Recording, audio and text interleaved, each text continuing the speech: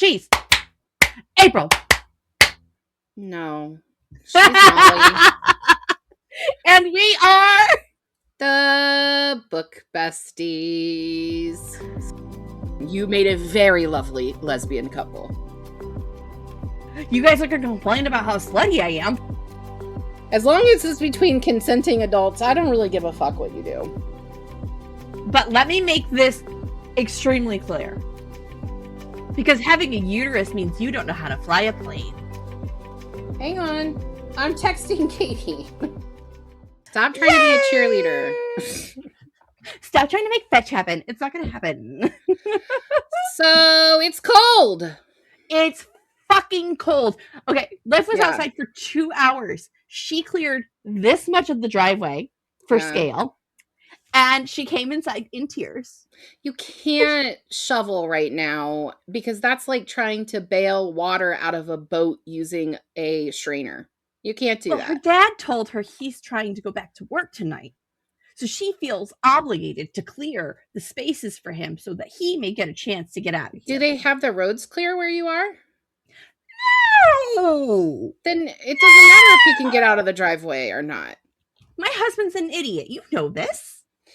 Well, I'll tell you what, nothing keeps me in the house during the snow unless I really want to stay, because I literally took driver's ed in a blizzard. This is not an exaggeration. My birthday is in December. My birthday is in December, so I turned 16. I was taking my driver's ed driving courses because I had already taken like the in-classroom I'm trying courses. to do time math. You're 2 years older than me or 3? I don't know. I'm 44. So you're 2 years older than me. So it's like a year and a half because you're going to turn 43 this year. Before I turn 45. 45. So my birthday being in December, I had already taken like the... Yeah, that was a really bad snowstorm that year. Yeah. So I assumed he was calling me to cancel, and he was like, I'll see you at the school in 20 minutes. And I'm like, sir, we are under a blizzard. So in Ohio, we have levels. They don't do this in every state, but level 1 means really be cautious about being on the road. Level 2 is you really fucking should not be out on the road. Level 3 is emergency only. And we were under a level 1. So like, probably shouldn't have been out on the road. He's like, you live in Ohio. Together. You need to learn to drive in this. And I was like, yes, sir. And I'll tell you what, I am the best driver in my family for the snow. I can drive in the snow too.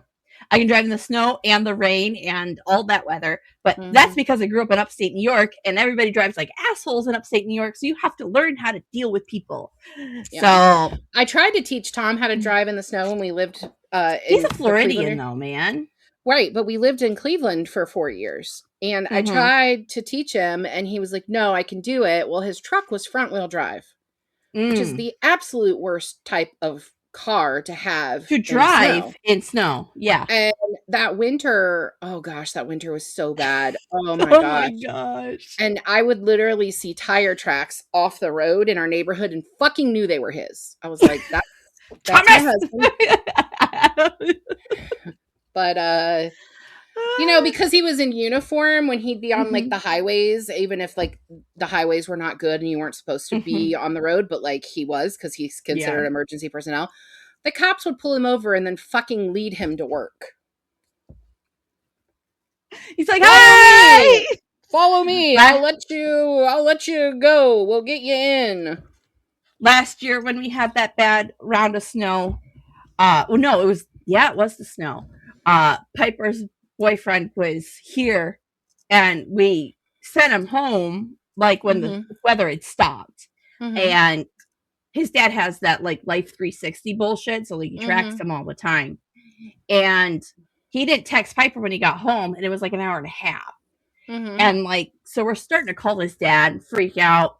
His dad's got Life 360, and it's showing him like outside his housing development. The kid was helping pull people out of the ditches from in front of his thing because none of them had 4-wheel drive. And this, mind you, this child grew up in Texas and had a Jeep. I was like, what are you doing, boy? You don't even know snow. Get your ass home, man. Well, he was doing his civic duty. He was doing his civic duty. So I have an announcement to make on the podcast. It's not a happy announcement. Oh, okay. We had to put our dog down. We had to put Yeah. Bailey down, our dog of 7 years. Sweetest girl. She was the goodest girl. Like, honestly, I've had dogs my whole life, and she was really the best dog I've ever had. She's a great dog. Yeah. So she got really sick very quickly, and we thought she was just pouting because of the new puppy. Which happens. Which does happen, but it turned out that she was in kidney failure, and it escalated very quickly. Which is horrific and happens, unfortunately. Yeah. So it was very sad. We all said goodbye to her. It was really hard. And yesterday, I had Novi out back, and I opened the front door to get something off the porch. And then I looked at Sam and was like, hey, where's Bailey? And then I was like, yeah. Oh, gosh. Yeah. That hurts really bad. Yeah. So, yeah. It's hard. Like, when you have to do that as an adult, it's not the same as when it's sad when you're a kid, right? Losing a pet is heartbreaking as a kid. But as the grown-up in that situation, those moments never leave you. Yeah. So I'm still grieving. The whole obviously family is still grieving, but I have had a lot of guilt with this, and it's just been hard in general. She would have loved the snow. She loved snow. She's a St. Bernard, so of course she did. Yeah. Novi's enjoying I still call for Jack. I still call for Jack. I will. It's really hard. Yeah. I mean, we had to put him down in 2020, and I still am like, Jack, time to go outside. And I know very well that boy ain't coming. Yeah. Well, my staff at work got me a very nice card. That was really sweet of them. And then Katie actually sent us this really lovely sun catcher with a dog print on it. That's very lovely of her. It was so beautiful. And then she wrote on the card that her dog, who passed while we were visiting her in Ohio last summer, would be watching out for him on the Rainbow Bridge. Yeah. Dave and Bailey are going to be besties for sure. I feel like that's probably true. They're going to go sunbathe, and they're just going to chill. Yeah. They're going to go chill. They're going to be okay. So sorry to bring down the tempo of the emotions, but I sort of feel like it's appropriate for this book. It is. Because fuck you for this book. Screw you. You don't get to give me a hard time about books when I finish Beartown this week. Yeah, that'll be next week's book, but I am still going to hold everything over you for the book that we're going to do at the end of this month. So let's talk about this week's book. This week's book, guys, is Atmosphere by Taylor Jenkins Reid. Okay. Oh, last week I had mentioned season 2, episode 10. And I had said, go look that episode up. And I was being super random, and I had no idea that I was a hair close to our first Taylor Jenkins Reid book. Like, yeah, you were very close. I was playing darts, I would have won close, guys. Yeah. We did in season 2, episode 11, we covered the 7 wives of, no, not the 7 wives. 7 husbands. I'm sober. The 7 husbands of Evelyn Hugo. And boy, we had opinions about that book. I didn't like it. Boy, we had opinions about that book. So let's talk about this Taylor Jenkins Reid. Would you like a synopsis? You haven't told us the title yet, but I've said it. I thought I said it twice. Sorry. Maybe you did, and I just didn't hear it. That's okay. I tuned me out too. Atmosphere by Taylor Jenkins Reid. You know, there's 2 covers for that. Really? There's like a cover with her on it, and there's a cover with it's just like this. I think that cover is gorgeous. It is. It's beautiful. It's perfect and timely, and I know exactly who that is by looking at that cover. You know what I mean? Like 100%. Would you like a synopsis? Because I feel like I worked really hard on this synopsis, so I hope I did this book well. I would love a synopsis. Okay. it's the 1980s and it's NASA. Mm-hmm. NASA started their shuttle program and in bringing in new groups of astronauts. This group is deemed Group 9. We follow them as they train to become astronauts. Atmosphere is told to us by Joan Goodwin and Vanessa Ford, two ass cans, as they like to call them. Mm-hmm. Joan, an astronomer. Vanessa is a flight engineer. She's an engineer and a pilot and all these like amazing things. Vanessa's multifaceted. Mm-hmm. All of Group 9 moves to Houston to begin their training at Johnson Space Center, Houston, very close to home for us. Joanne battles with family obligations, the need to touch the stars, and her secret feelings for Vanessa. When we first meet Joanne, it is 1984. She is in Capcom for the STS LR9 mission. That was a lot of letters. On the shuttle Navigator. Vanessa Ford is actually one of the astronauts in space. This story takes us back and forth between training and the horrors of what is happening in real time on the Navigator. Will Vanessa and the crew make it back? Let's talk about this viral book. Yeah. Huh? Yeah. Not too bad. I mean, it's not a full April synopsis, but I feel like good about it. I don't know what you mean by a full April synopsis. I feel like that was very detailed, very good. You give very wonderful and detailed synopsis, and sometimes they're very long, and I feel like mine are very short. And for the author of the paragraph. No, but I'm not saying it in a bad way. I feel like as the author of the duo, I should be writing better. Yes, but I'm a teacher. I'm a librarian. Yeah. My job is to tell people what books are about. You know what? That's very true. My job is to write book. Yeah. Valid. All the authors that we have on the podcast hate giving their elevator pitch. They all tell us that. Oh, I'm horrific at it. So you shouldn't feel some kind of way about it because like that's not your job. That's my job.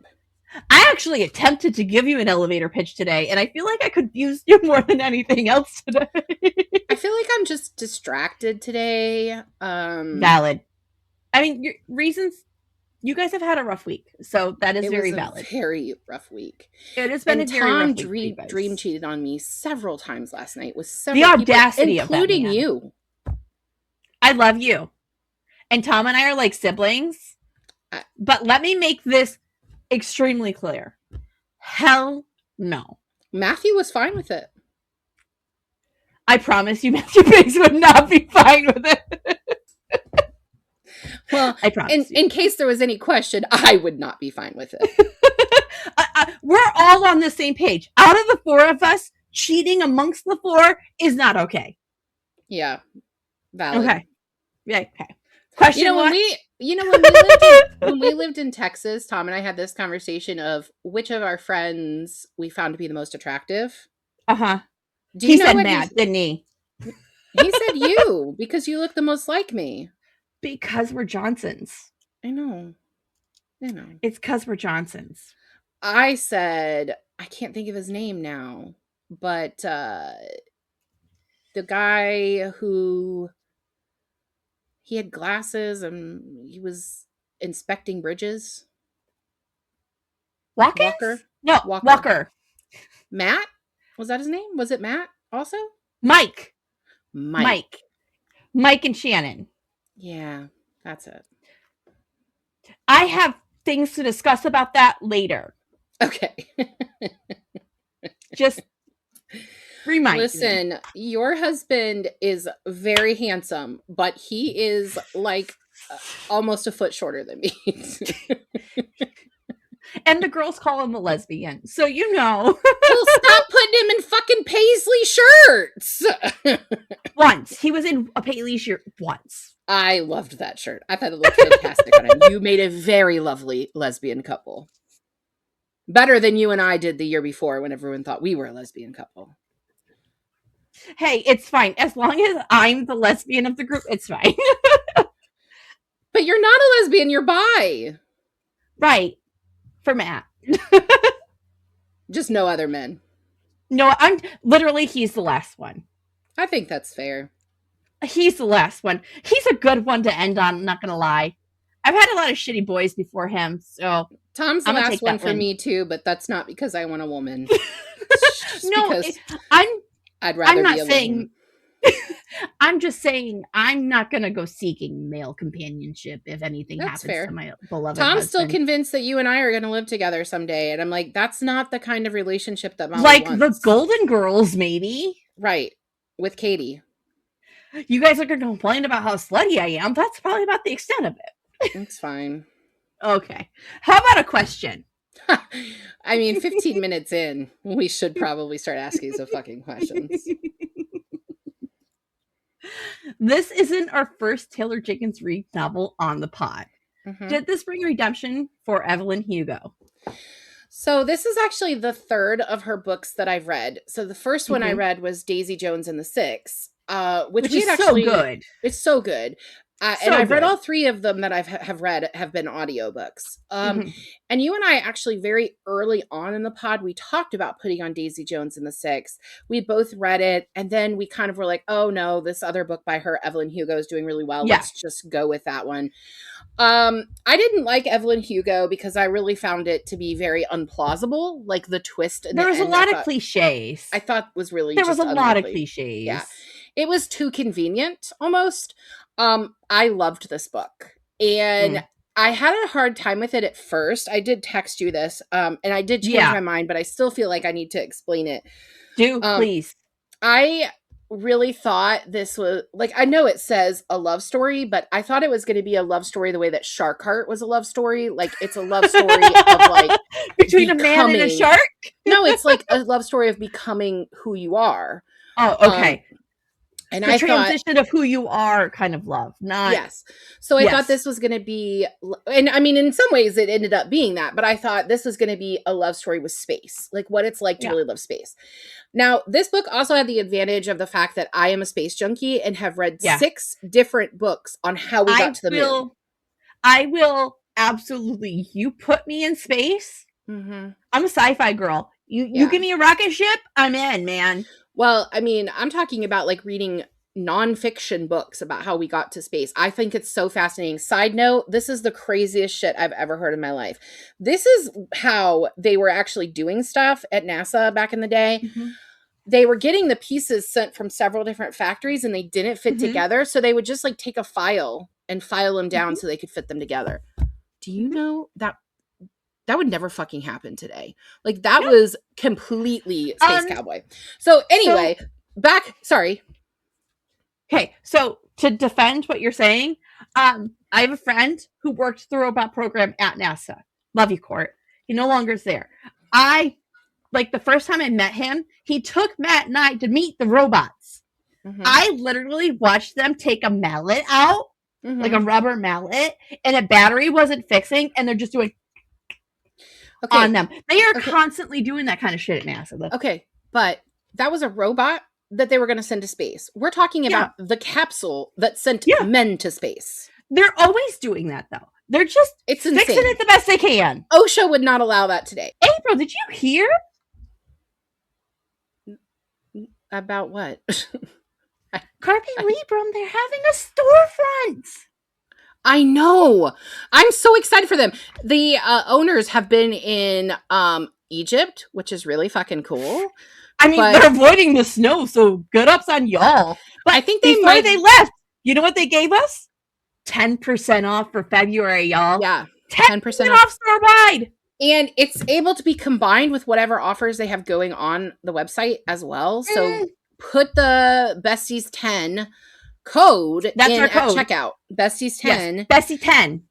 BESTIES10. That's it, guys. And that will be applied to whatever discounts already are going on. So you get yourself some bookish merch for a discount.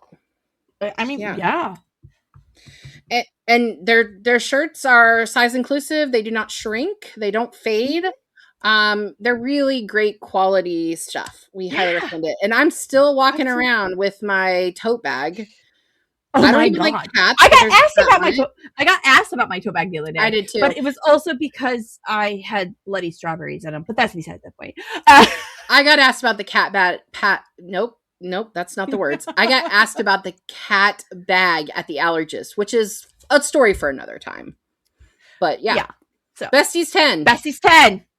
But anyway, No. going back to Oh, it's just Atmosphere, crazy.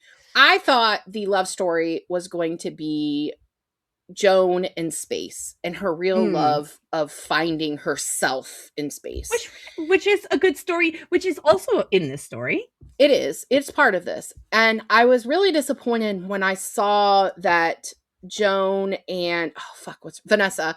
I hate the name Vanessa, so I don't really want to use it. Block it out. I got you. Joan and Vanessa, when their relationship started to turn like it was going to be romantic, I was upset about that because what I thought was happening was what we see with men authors who write these stories about women. Something cliche. Which is that, of course, women can't just be close friends. Of course they can't. No. They're going to be lovers because they're dealing with high pressure situations and no one else will understand them. And so they're going to be. And of course lovers. They have to be in love. Right. And that bothers me because I don't feel like one of the things I said was like, need that. I get that. It doesn't. This story, of course, that wasn't the case. But like you and I have a very intimate relationship that has nothing to do with sex or romantic love. But we know each other very, very deeply. But I love you like a sister, right? Like the bond you and I have goes past this platform. The bond you and I have goes past whatever we've built socially, like as an internet.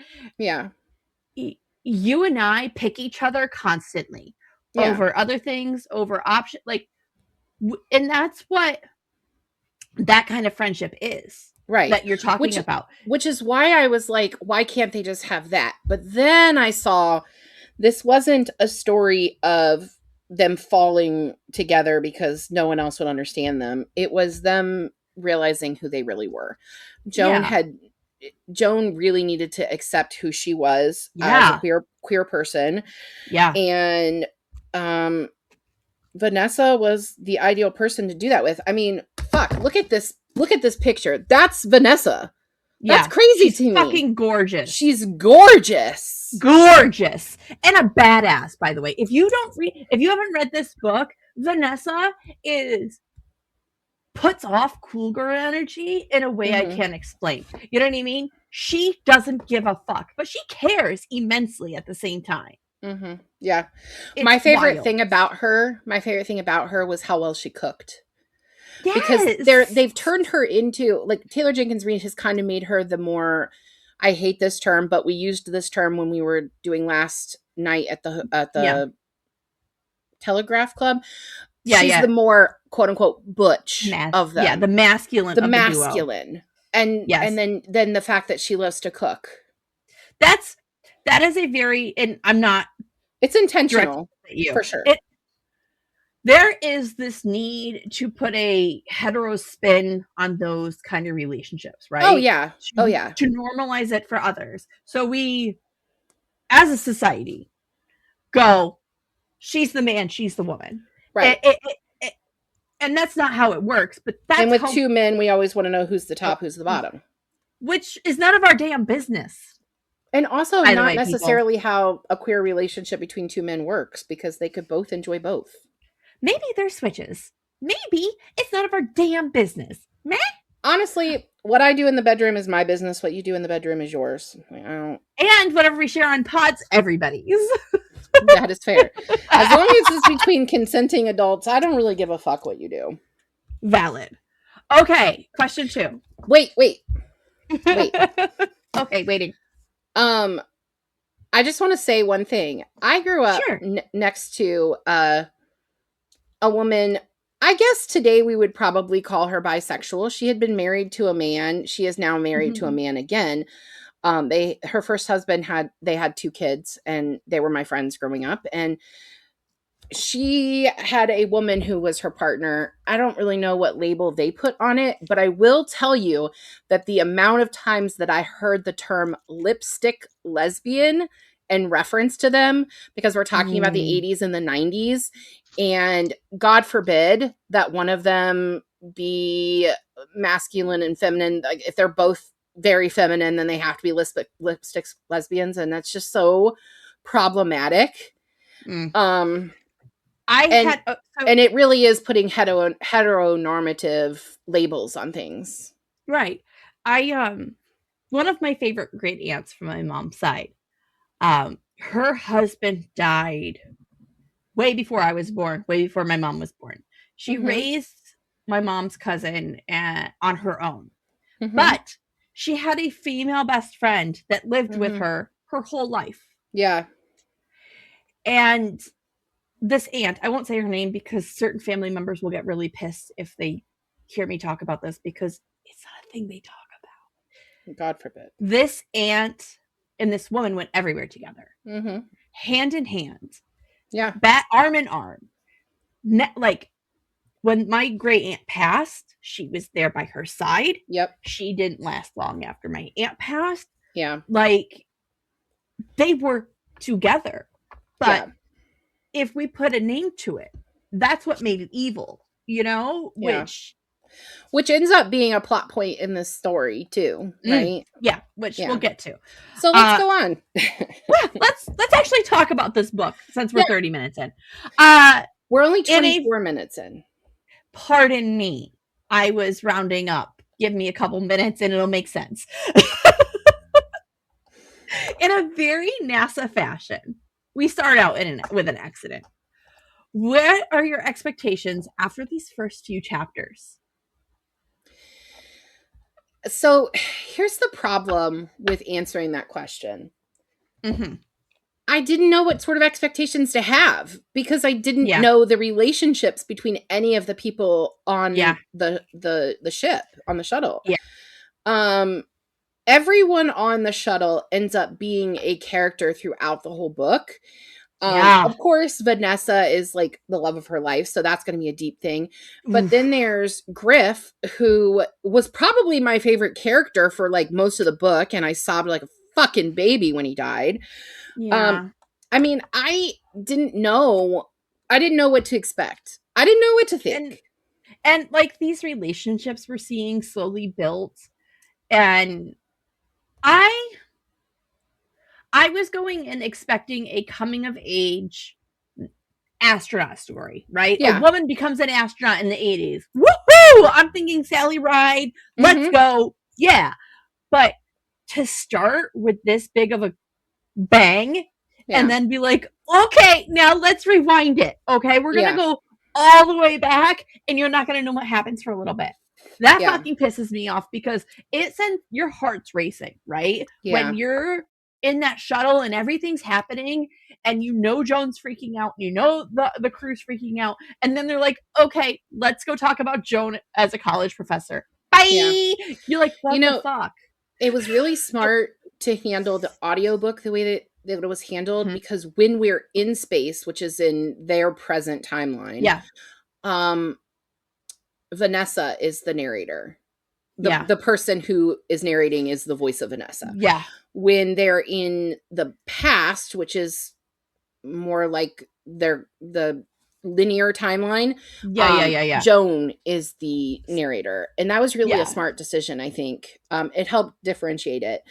But I do want to go on record and say NASA has never lost an astronaut in space. That's very important. That we know of. That we know of. Everybody that went to space and made it out of the Earth's atmosphere came home. That we know of. How would we not know? I don't trust the government at all right now. I don't trust that. Well, that's fair. That what happened with JFK happened the way it's happened. I don't trust nothing right now. I trust nothing right now. And so you're telling me to trust NASA? No, sorry. Okay. Well, I'd never trust NASA, but that's a whole nother ball of wax. Well, they have, according to what they've reported, never lost an astronaut in space. They have lost astronauts on ground. They've lost astronauts in launch, and they recently left 2 astronauts in space for longer than they were intending to. But they came home. They had a medical emergency recently in space, and I'll put it in the things. There was a medical emergency in space, and they had to do, from what I understand, CPR in space on a person, and then bring them back. I don't fucking know. Hold them against the wall and just push and hope for the best? You'd still float away from the wall each time. Like, you're like, yeah, it would not be good. Like, it would not be good. I'm laughing. It's not funny. I am just uncomfortable. Like, how do you do that, man? How do you do that? I don't know. They I guess they brought him back alive. They can't even poop in space. Like, how do you do CPR? Like, I don't know. I don't know. Okay. Both Vanessa and Joan are passionate about becoming astronauts, but for very different reasons. Mm-hmm. As we follow their careers, we see that they have different ways of learning and training. Mm-hmm. What did you think of their career paths? Did Taylor Jenkins Reid do a good job portraying the hardships of being a woman at NASA well? I feel like those are two different questions. So I want to answer the first one first. Yes. And I want to do that in reference to Joan. Okay. Joan's career path was very much like, I want to know about stars. Yeah. There was no idea that a woman would even be among the astronauts at that point in time. Right. And she wasn't necessarily dreaming to go to space until she knew it was a possibility. Mm-hmm. Then on the other hand, you have Vanessa, who wanted 100% to become an astronaut and to fly a space shuttle. Yeah. And then actually becomes the first woman to do it in this book. Sally Ride's been the first woman in space, and that actually happens in the book too. Yep. But which Vanessa deserves all her roses. Right. Yeah. But Vanessa, she had a lot to talk about when it came to how the deck is stacked against women in NASA, because they were only taking pilots and military pilots, and you couldn't be a military pilot if you were a woman. As a woman. Yeah. So because having a uterus means you don't know how to fly a plane. Do you know, I'm sure you've already heard the 99 tampons or whatever it is. Oh my God. Yeah. Like, when they first said that, they go, is that enough? Like, how many tampons do you need for 2 days in space? You know what? I need more, actually. I need all Actually, I need 42 tampons, 6 pads, a anal douche, and, if you don't mind, a pack of Oreos, because I get bitchy. I don't even know how a period would work in space. Like, I know that if there we can't are poop, I don't think our blood's going to be coming out. Thank you. I do know. Katie! I do know that there are roller coasters that will start periods from like the centripetal force. So maybe like that, like at takeoff, you might have it, but like, I don't know. I don't understand how you'd be shedding your uterine lining when you don't have gravity. Like, I feel like that's an important step. You know that most women don't have, like, in strenuous situations, they don't have their period, right? It postpones it. When I went to boot camp, every girl I was in boot camp with, because we're all on the same floor, nobody had their period for the whole time they were there. That doesn't surprise me. But also, the food in space. That's a fucking long time. Yeah, I agree. The food in space, you're getting the right amount of nutrition, but I don't know that you'd be getting the right amount of nutrition for your body to go through its natural cycle. Iron, all the iron and I don't know. We'll ask Katie. Yeah, we'll come back to this, guys. You need to give us some iron pills because we're not making it up there. No. Look, and we're going to talk about this, about Joan and what happens and her expectations. Mm-hmm. But for Joan, it was touching the stars. It was getting as close as she can. Mm-hmm. Vanessa felt she was part of the sky. Mm-hmm. And when you talk to pilots who love being in the air more than anything else, that is something that's ingrained in them. And so I see that you can see that in Vanessa in this book, right? You can see that she's part the sky. She is part the wind. Yeah. And we'll talk about what happens at the end and what we think and whatnot. But what happens in their careers as astronauts after they've both been in the sky really changes how you view NASA, I think. Yeah. Maybe. The fictional NASA that is this book. Yes. Yes. So Taylor Jenkins Reid, do you think she did a good job at portraying the difficulties for women? Yeah. Yeah.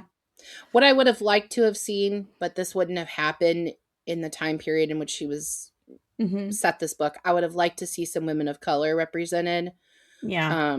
Because Hidden Figures and all that. Yeah. Where I live in Virginia is very close to the Space Center here, Mm. where they Langley is where they like made Langley. everything. They Yeah. like that's where they like invented space travel. Yeah. And so there are so many people. If you've ever seen the movie Hidden Figures, Katherine Mhm. Johnson is a big figure in this area She's because huge. she's from this area. I mean, she So saved men, several men, you mhm. know?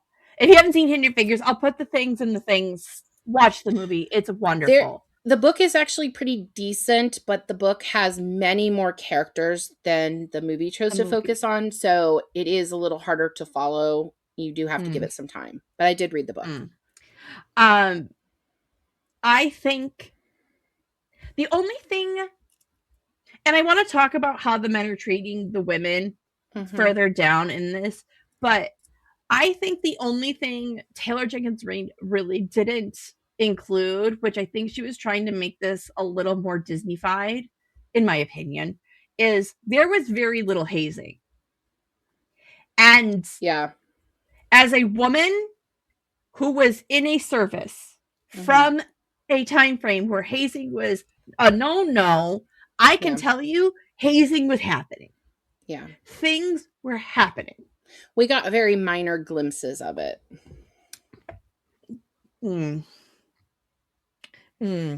Okay, family obligation. Let's talk about it. Sure. Family What a obligation.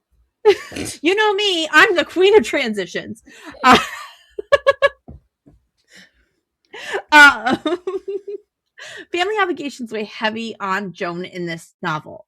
She's worried about her sister Barbara and her niece Frances. When she's accepted into NASA, Barbara worries, well, about Barbara. First and foremost, fuck Barbara. That's all I got to say about that. Yeah, We I do come not to like head her. we come to a head about it when Frances is about 7, when she is left outside of her home for a while. When Joan talks to her sister about her concerns, Barbara turns this Barbara turn talks about her concerns. Barbara turns this constantly saying something along the lines of, "What do you expect? I have no help. I'm on my own here raising a kid," which neither are true because Joan is always there to rescue her sister. Oh yeah.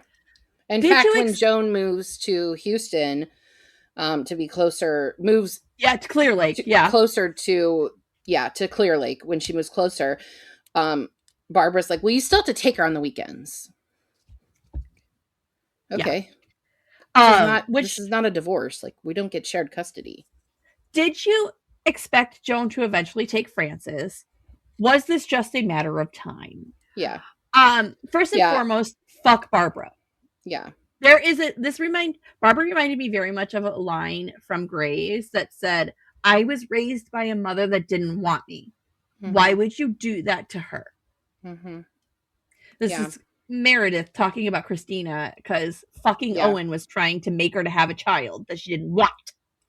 yeah. Anyway, Barbara, go ahead. I do not like Barbara. Mm, What my I know this is jumping ahead further in the book, but it's not even just the way that she treated Frances. She was not a good mom to Frances.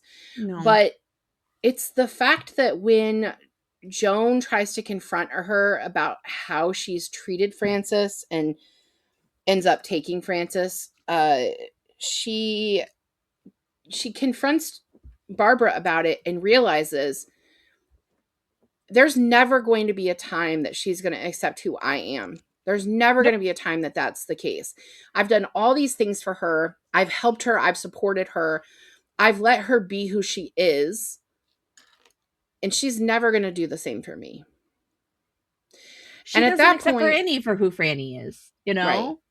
No, I mean, Barbara's not going to accept Joan. She's not going to accept Joan for having a relationship with a woman, for being a No. lesbian. She's never going to accept that.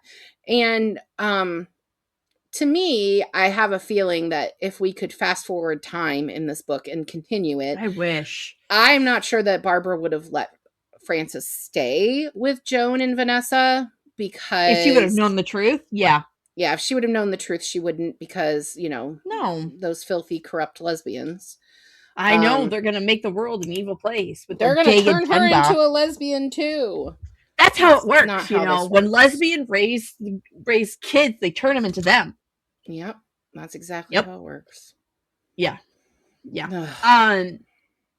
My frustration with Barbara is Barbara always went to her big sister to fix things, Mhm. and everyone in that family just kind of house to Barbara instead of like Mhm. giving her like getting on her ass about things. Yeah, Barbara got to pick where they went to dinner for Joan's birthday? What the Yeah. fuck? Yeah.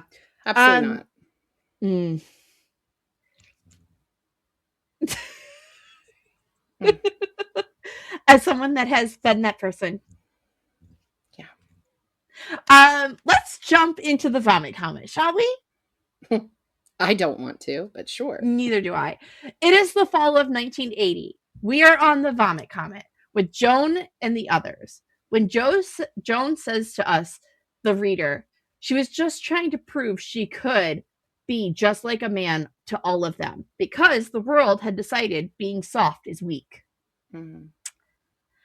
We keep facing this boys club mentality as we watch Mm-hmm. the female ASCANs train. Lydia and some of the others will laugh at the men as they pick or make jokes at the women's expense, but Joan Mm-hmm. and Vanessa don't like it. We see them battle this throughout the book. How do you feel the others did balancing the sexism of the times without being heavy handed with the feminist angle? So I feel like, not that I agreed with her doing this, Lydia doing this, but she chose the path of least resistance. And actually, I just read this line in Beartown, which we're covering next week, which is just, Mm-hmm. it's easier to point out your flaws before other people do Mm-hmm. them. And so she knows she's a woman, and it's easier to just laugh along because she's I'm a already at the woman. disadvantage of being a woman How dare in you? NASA. So Mm-hmm. I might as well just try to get along with everybody. But Yeah. that's not going to help further women in the industry. Mm-mm. And it's No. how we end up with things like the Me Too movement. I mean, it's Mm-hmm. obviously that's a more extreme example, but Yeah. you know, like, if you don't say anything, nothing's going to change. I also want to talk about, while we're on this question, the Mm-hmm. competitiveness of some of the women too. I'm talking Yeah. about Lydia specifically. Yeah. It makes it harder when these women are forced to compete against each other. Yeah. I feel like the men Lydia, were also competing against each other, and we do know, if you've studied NASA history at all, Alan Shepard being the first man in space, first American man in space, was mm-hmm, not what people thought was going to happen, and it really was a rivalry between him and John Glenn, it and it was. was not pretty. No. Lydia makes it clear she is better than everybody. Mm-hmm. Lydia at one point is giving a hard time to one of the other surgeons, right? Lydia Mm-hmm. is a flight surgeon, and she keeps reminding the other surgeon that is in their ASCAN group that That she's she's an not as good as, actual surgeon as yeah, opposed to a doctor. right. And it's like, okay, Lydia. Lydia was 100% Paris Geller, and I you can't, 100% agree with you. Yes. I cannot unsee Paris Geller. Mm-hmm. And It's that episode of Gilmore Girls where they're on C-SPAN and yes, Paris comes I'm in not and going to says, Harvard. "I'm not going to Harvard. She didn't have sex, so she's going to Harvard." And it's like, Oh oh, my Paris. god, Paris. Oh, And Paris. like she's all melting down. Oh my god, it was awful. So while we're on this topic, I Mm-hmm. want to talk about what happens to the female astronauts on the camping trip. The girls have a bit of a conference after the male astronauts say some pretty nasty things to them for the millionth time. Mm-hmm. Lydia, of course, responds by laughing. Donna tells them to go fuck themselves, and Mm. Joan just sits there in silent rage. Joan even thinks about later how she wonders how Vanessa would handle it, but they argue for a bit about how to handle it and never really come to a cohesive fix. Mm-hmm. What do you think you would do in this situation? I mean, I would like to think that I would snap back and be like, I no. I want to say I'm a Donna, but I really think I'm more a Joan just hiding. I think it, so I think there are definitely times in my life where I could have been a Lydia. Laugh it Mm-hmm. off just because Yeah. I don't want to be an outsider. I think there were times in my life where I could be a Joan. I think at this point in my life where I'm raising boys and being a model for them and the treatment of Mm-hmm. women, I don't think I would let things slide. I think I would Yeah. be like, you know what? Fuck you. When I was in this age group and I was active duty military, Mm-hmm. I was a Lydia, but I was Mm-hmm. also one of 3 women at a Mm-hmm. 50-person duty station. Mm-hmm. So it was get on board, or shut the fuck up, Yeah. you know? It's a hard situation. I feel like it's really hard for people to understand because I feel like there are so many people who have not seen this in their work environment, or they're just kind of blind to it, like the Well, if microaggression kind of things. And, you know, I my husband had a different experience than you being in the military because he was Mhm. one of the men. And not that my Yeah. husband is sexist. Like I'm not saying No. that at all, but you know, I mean, for him, I've he was worked with never your going to husband. I would never use that verbiage for him. no. He was never going to Never. date a woman in uniform, but it wasn't because it was if it's blue it's not for you. It was that whole It's not thing. for you. Yeah. That's the rule. If it's blue, it's not for you.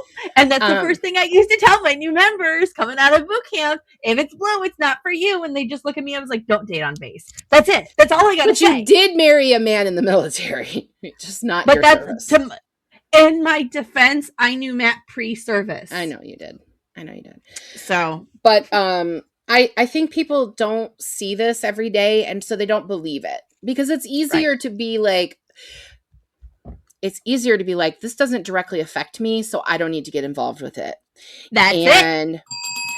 Which is terrible. Which is that's fucking not terrible. if it affects people and women make up 50% of the population, then it fucking affects you. Because you either are someone's brother or sister, like you have some connection to women. You came out of one at the very least. As Tupac says, we all came from a woman, we were raised by a woman, we got our name from a woman. Mm-hmm. Remember that. And I'm going to stop there because I'm about to start getting political because of what's been going on in our world, and I'm going to shut my fucking mouth. Yeah. So, let's move on. So I got asked about my Carpe Librum bag when I was at the allergist last week. I get asked about my bag, but for a different reason. Why do you get asked about your bag? It may look like I'm carrying a dead head in it. What the fuck? I had strawberries in it from the farmer's market. The strawberries bled through. I washed said bag, which, by the way, these bags wash really well, guys. Yeah. But I did not wash it in a timely manner. So my bag now looks like it may have blood sitting in it. So people are like, hey. You could just dye it and then it won't. I was thinking about bleaching it, but I'm worried about the pretty cat on it. Anyways, your cat bag. So my allergist and I were talking about Novi, my new dog, and how I love dogs, but I don't love cats. And he like goes, but you have a cat on your bag. I was like, that's because everyone assumes if you're bookish that you like cats, but it's not true. I don't like cats. I do wear cardigans though. So as a librarian, I am fulfilling that stereotype. Also, I think cardigan would be an amazing name for a library pet. You already called dibs on it though. But I'm telling Taylor Swift. I don't care. That's fine. You're allowed. Okay. The only thing that makes me feel that only thing that makes me feel weird about her relationship with Travis Kelce is that I do not picture him as a cat person. He's a dog person. So. But I'm also going to tell Taylor Swift that we are currently running our new code for Carpe Librum. Yeah, go get your own tote bag. Besties for 10% off, guys. 10% off. Besties 10. And it's applicable to whatever sales they have going on. So you can add it on top of those sales. Mm-hmm. Which is really amazing. So, like, go get your own cat bag. Make people think you have a headless head in a bag. like I And do. if you're wondering if they're sturdy, yes, because I've been carrying mine back and forth to work for months now. But I want you to compare them in Mm-hmm. sturdiness to like the Barnes and Noble totes that you get when Yeah, you're a member. That's what I'm talking about. That's the kind it of sturdy is. they are. I've washed that bag several times. Mm-hmm. It's not dying. The print's still on it. It's Yeah. great. So go get yourself a cat bag. Yeah. Besties Cat 10. bag. Besties 10. Yeah, it's a good idea.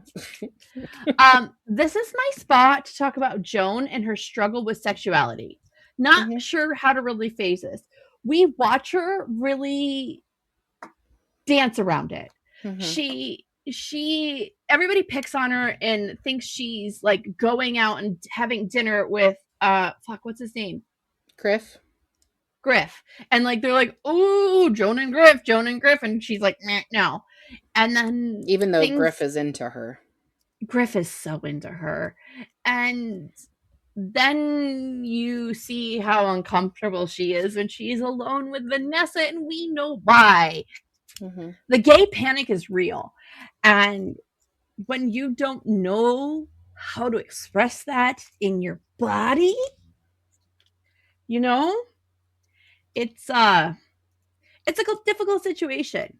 How do you think the author did going through that process? Well, I feel like I mean, this is not my experience, so I'm going to be judging this as somebody that's not my experience. Mm-hmm. I do feel like she came from an authentic place because Taylor Yeah. Jenkins Reid is bisexual, married to a man, bisexual, came out Mm-hmm. later in life, after the release of Seven Husbands of Evelyn Hugo, actually. So she came to it from an authentic place. I think given the time period and the job that they were trying to do and the religious politics Mm-hmm. of that time period as well, with Reagan in office and the rise of Christian nationalism beginning, Mm-hmm. I do not blame her for feeling like, oh God, what am I doing? What am I doing? What am I doing? Yeah, But yeah, yeah. This is gonna at the ruin same everything. I yeah, can't not. Yeah. yeah, at the same time, I also think if you look at her story overall, where she had been out on dates a couple of times and she had kissed a couple of guys but never felt anything. I mean, Yeah. that doesn't necessarily mean that you're gay. Maybe you just haven't found the right person, but that was really the setup for her being gay. Yeah. Yeah. Whereas Because Vanessa was much freer. Um, I think Vanessa seems to have always kind of known that Joan is queer yeah. and Joan just hasn't figured it out herself. But she tries her with things. So things like, I slept around. And then Joan's like, Yeah. you did that? Yeah. Are you sure that's okay? Oh my gosh. You know, she puts her in uncomfortable situations Just see how where she handles it. Yeah. mhm, If she's gonna yeah, judge you, is she gonna yeah, support you? Are you right. and Jones always comes from a place of really. It's Yeah. more interest and intrigue than judgment. Yeah.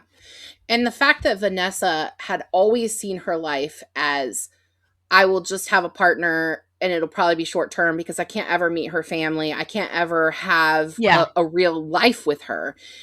Because I can't tell my family either. Right. So And then she started to see Joan as possibilities. Like, I yeah. can have that. I can meet your Yeah. niece and take her for ice cream and peanut butter and jelly You had like sandwiches. jelly And sandwiches, which are super so sweet. cute.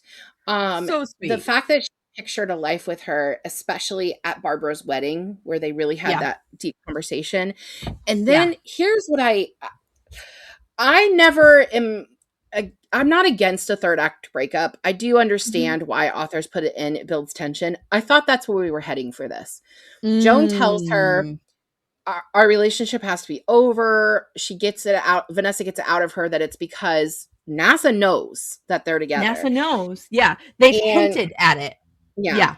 And it's going to mean you can't go to space. Like, you need Yeah. to go to space. So we need Yeah. to not be together. And I thought, okay, that's the end. And I thought we were going to go back to space where now Vanessa's up there and that's how they're going to realize they love each other. And instead, Taylor Jenkins Reid flips it and has Vanessa call her from a payphone across the street and say, I didn't get to say my part. I get to say Yeah. my part now. You don't get to abandon me. Yep. And that's a real relationship there. Yes. It wasn't yes. We can bail out, it's fine. No, it was, I'm choosing you every single day of my life. And that's what this is. So, perfect lead into my next question. Good job, April. I don't even remember what the questions were, so that's great. Well, this is not a traditional love story.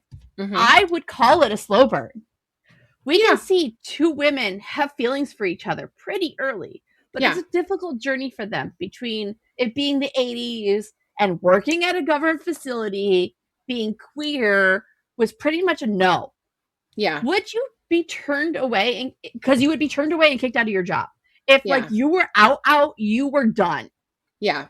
Do Joan and Vanessa ever really have a chance? Well, Joan goes to space first, and they had to already know. They had to already know the amount of time they spent together, the amount of time that Vanessa was waking up at Joan's apartment.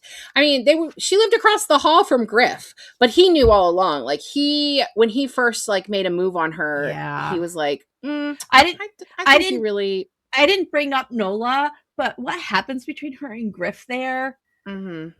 Yeah. He knew. He was hoping he was wrong, but he knew. Griff could have been an easy choice too. Joan could have went along with that and just been with Griff and faked it and married him and went along with it, and she did. And I'm not saying that that's what happened with Sally Ride, but Sally Ride did marry a male astronaut and went to space. And did you watch the documentary? I have not watched it yet, but I've been reading, trying to fucking get the pod books done before your surgery. I know. I'm sorry. It's okay. But I also have been watching The Pit, so I've been doing that as well. Fucking love The Pit. It's so good. But I have problems. Sally Ride married a man who was an astronaut as well. And she kind of tried to play off the romantic relationship she had in college as a phase, because she went to an all-women's college. So, it's just a phase that all of the women that was her life Wellesley partner. Do. Right. But that was her life partner.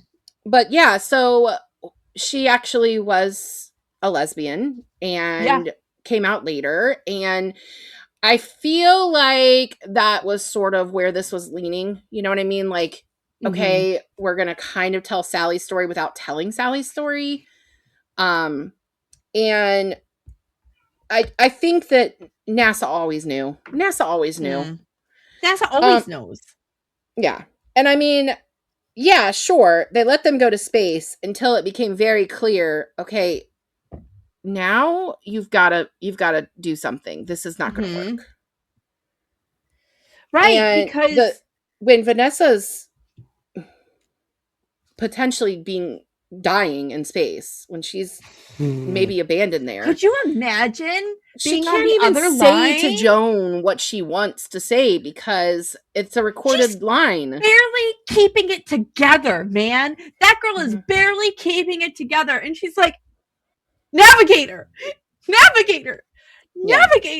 And she's like, Joan. Every time Vanessa hears her voice, she's like, Joan, what's wrong? Right. My favorite part of that whole thing was when Vanessa went rogue and was like, I know that she will not survive, that Lydia will not survive if I don't try to get her home. And if I come home without her, I won't survive that. Right, because I can't do this, right? So you just mentioned because she didn't like Lydia for most of the book. No, I mean, nobody does, to be honest. Okay, so you just mentioned Joan going into space. So let's talk about that. Yeah. Joan goes into space before several of the other women, which is She's surprise. The first. Well, which is a surprise from group 9. And it's a surprise for everyone that they picked Joan. Yeah. When she gets up there, she realizes she's a ground astronaut, not a sky astronaut. Girl's an indoor cat. Didn't even know about that. What did you think of this revelation for Joan? Is it realistic? Yeah, it is. I think so too. And there were astronauts who never actually went to space. And I cannot think. of his name. I want to say that his nickname was either Duke or Butch, which just feels very of the time. Fake. Yeah. But a real man who never actually he's an astronaut, a part of the Mercury 7, but never actually got to go to space. Oh, right. He had like a heart condition or something, and they could never found it during the vomit comet, right? Like he had a heart moment. Yeah. Yeah. Oh. So he stayed on ground and helped. He was the one that they thought would be the first American in space. Yeah. And then when this happened, yeah. I think this is realistic. I joined the Coast Guard because I love water. Okay? Love water. The first time I had to spend more than 10 hours on a boat, fuck this shit. You liked water less? I liked water a lot less, man. Like, we used to do these things where you take a smaller boat, the 25 footers, and we'd have to go sit in the Chesapeake Bay, no matter the weather, and wait for boats to come in to That makes me nauseous, you just describing it. We would have to wait for them to offload fuel and then unload the fuel and offload the fuel again. And it's just your... No. Were you ever stationed on a cutter or just the small boat? Well, what happened is they got hurt at the small boat station, and they're like, that's an indoor cat. That's an indoor cat from now on. Good call. Yeah. But it makes sense to me. I mean, I could imagine being at that velocity, going all the way up and feeling that trajectory and being like, I never want to feel this on my body ever again. Yeah. But the way that Lydia acts about it really pisses me off. She's such everyone a bitch. Everyone knew that Joan threw up the whole time she was in space. Lydia didn't need to call her out on that and make it about her. Like, I knew you shouldn't have been the first. Like, bitch, come on. Lydia. Come on. Paris Geller. Oh my god. I saved this question about the mission for the near last because of how it goes from start to the book to the end of the last page. What do you think about how NASA portrays and how they handle what could have been a complete loss? Did this accident and what happened make you cry? I texted you a picture of me sobbing and said, fuck you for this book. So yes, it made me cry. So the quote from Apollo 13, the movie, failure is not an option, was not actually said in the command center, but the man who was the command for the flight actually did title his memoir that. Right. And it has been an understanding at NASA for quite some time that failure is not an option. And you have the opportunity to get one astronaut home, you're going to get that one astronaut home. Because they were asking important. Right. They were asking Vanessa to abandon what she was doing, which would have given Lydia the best chance of survival. Right. But Vanessa knew if I don't get her home quickly, she has no chance of survival. Lydia being the flight surgeon and being unconscious was definitely a choice because who was going to fix it? No, Taylor Jenkins Reid knew she wrote an asshole fucking character, and she's like, you know what? Let's give this bitch a little karma. But she does get a redemption story. She's the whole reason that any of them survive. Yeah. She finds the hole and patches it. She does. Before I'm not saying she wasn't a good astronaut. She was just a man. She may have been a good astronaut, but she was not a good person. She wasn't a good crew member. She didn't take care of others. She wasn't a team player, you know? She patched that so she would survive. I mean, truly. What bothered me the most was what they had Vanessa do. She had to put the dead bodies of 2 crew members in this hold, then remove them and go back and try to fix it. Yeah. Her people. Griff died and they didn't even want to tell her that he had died. And it reminded me a lot. I have a bell ringer about that whole situation, so finish. Okay. It reminded me a lot of Project Hail Mary, which if you haven't read that book, please read the book before you go see the movie. I cannot wait for the movie to come out. I beg you. The book is so fucking good. Please read the book first. Him waking up and seeing the 2 astronauts dead beside him, his mission was already a suicide mission. Like, he knew he wasn't going to come back. But to lose the only people you have. Yeah. And you think about it in terms of any military service, which NASA's technically not military, but it's had such a close relationship with military, it's hard to, Might as well be. It's hard to really divide the two, especially with Space Force being a thing now. I still don't understand Space Force. I don't want to. But with that being said, you don't leave your men behind. No. You don't leave your men behind. No. And can you imagine how much harder it would have been to come home knowing that everybody you're bringing back with you is dead? No, thank you. That's not something I want to do. So, my bell ringer of that whole fucking mission. There was no sensors on the outside bay doors. Are you fucking kidding me? That NASA tracks how much urine they output. Are you kidding me? I thought the same thing. There's no way that Griff and Vanessa were going to be able to leave that hatch open. There's no way. But the hatch being left open is not the reason that the explosion happened. But it is the reason that Griff dies. It's the reason Griff died. Yeah. It is the reason Griff dies, and it is Griff's own fault. But it's not the point. NASA would never leave a door that opens to the outs without a sensor. No way. They need to know, because what if all the astronauts are asleep and the door just on its own? No way. No way. No way. I totally agree. Shit, Taylor Jenkins Reid. I felt the same way.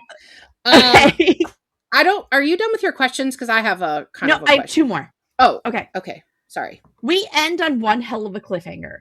That's what I was going to say. What in your mind happens next? Happily ever after for Joan and Vanessa? Do they stay at NASA? What do you think happens? I think what happens is that Vanessa gets grounded from flight. Yeah. Not like a teenager, although I guess they kind of do ground her. But she's probably both. She gets grounded, and I think Joan was so spectacular in command that I can see her continuing with that. Yeah. But I can also see Vanessa not necessarily going to space again, but training the next gen of astronauts. I really think they'll be together. I like to think that when the Marriage Equality Act passed, that these two women got to get married. These NASA. Two owls in Clear Lake got to get married in Clear Lake, Texas. These two owls. And you know who married them? Wiser lesbians. You know who married them? Franny, because she's so happy that her moms are happy finally. That would be so cute. I want to believe that they stayed together. I really do. I do too. I want to believe that NASA found a way to make that work. So what did I miss? Final thoughts. Goodreads rating. I gave it 4.75 stars. I cannot give this 5 perfect stars. I think I actually did give Daisy Jones in the 6 5 stars, but it was very, very close to 5 stars for me. It was just, there were certain things like the explosion being, that. And I don't feel like I really liked the way that she told the story. Like her setting it up. I like it. Her setting it up with the explosion and in space, that made so much sense to me. And then coming back to the present, but the keeping going back and forth, I didn't like. No, I liked that because it gave you this sense of urgency. I need to know what happens. And I'm not going to know if these two get their happily ever after. We still don't know. I don't know what happened. No! Fuck you, Taylor Jenkins Reid. Don't worry, she'll sell it to Amazon or something and we'll get a happy ending. It made sense that it went back in time. Like, here's where we are. Here's how we got there. I just didn't like that it went back and forth so often. I wanted all the way and then we go back to where we started. That's what I wanted. But I could be alone in that. Like, this is very highly rated on Goodreads. It's a very popular book. I'm not saying I didn't enjoy it. I gave it 4.75 stars and it's historical fiction. I fucking enjoyed it. I know. I want to say thank you to Taylor Jenkins Reid. You have opened up so many people to historical fiction. So many people that would never read historical fiction. You have brought them into our world. And I also feel like I don't think they would.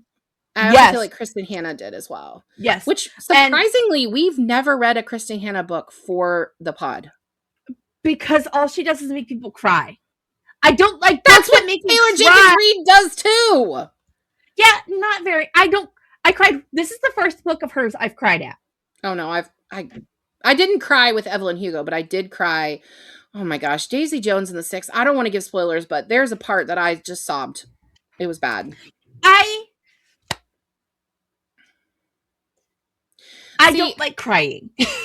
I've cried enough in my life. This is the kind of historical fiction that I can get behind, though. Yeah. It's not the woman looking away. You know what's really interesting? I got to tell you something. This is coming from the library world.